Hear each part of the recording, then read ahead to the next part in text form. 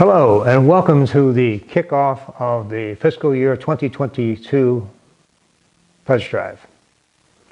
I'm Jim Lavin, and I have the pleasure of being the Pledge Drive chair this year, ably assisted by an outstanding committee consisting of Carl Gallegos, Jackie Mathwich, and Lynn Geishart, all three of whom have worked very hard to put this Pledge Drive together this year, and I sincerely appreciate all their hard work.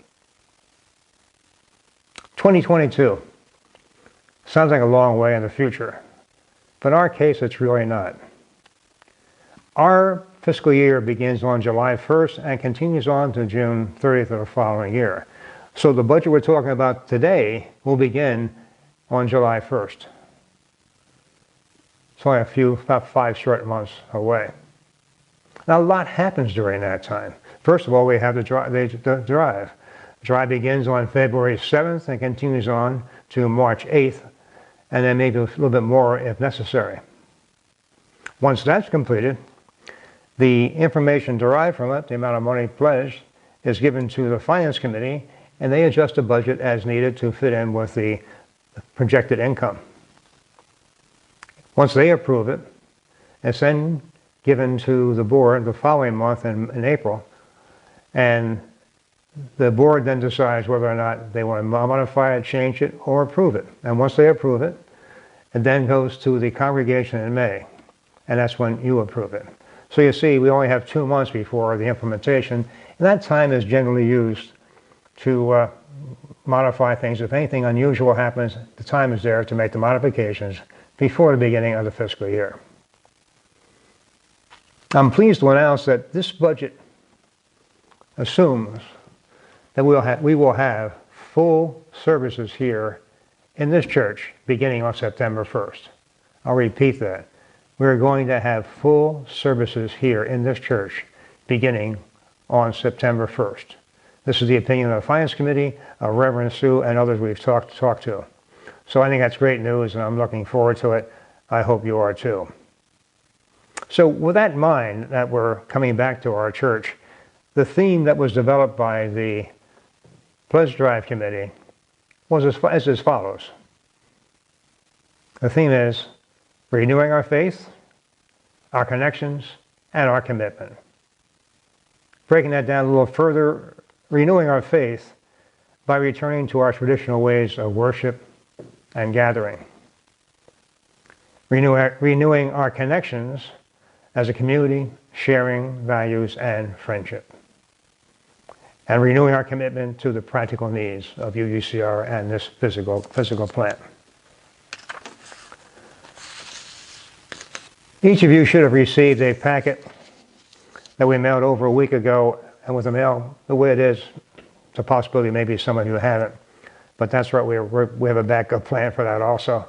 But in that packet you should have a cover letter, a copy of the proposed budget, a pledge form, and a self-addressed envelope which you would use to return your pledge forms. The good news is that for the first time in my memory, I've been here for I think 19 years now, the budget is down for the first time. We've never had that happen before in my memory, but the budget is down for the first time, and I will give you the details as we progress. In that packet you received, you should have had a copy of the budget. It looks like this. If you don't have it, it will show up to my right, and you can see it there. What I usually do, and will continue to do this year, is I will review the expenses first, and then I will review the income.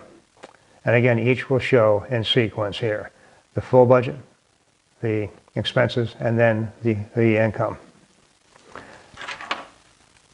I won't go over every single line item, but I will highlight the areas that have changed. Administration.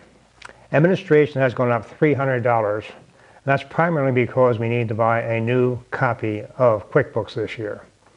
And they're required every 3 years. So that's $300 there. Facilities. Facilities has come down $200 again, I think for the first time. This reflects the savings we're seeing in our insurance. Last year we negotiated a new policy with a company called Church Mutual, saving ourselves some money. So we reduced the facilities budget by $200. Office administrator is down $700. That really reflects the tenure that Jan Whitney had in the job. The numbers in our budget this year are $700 less, and that reflects the base number that we've always used for that job. The one that we'd had a lot of discussion on was RE and child care. That's been reduced by $1,300. We had a lot of discussion with Pat Bjorky and usually taking advantage of her wealth of information about RE and also our Reverend Sue. And it was felt that we did not have any children coming back that we know of this year.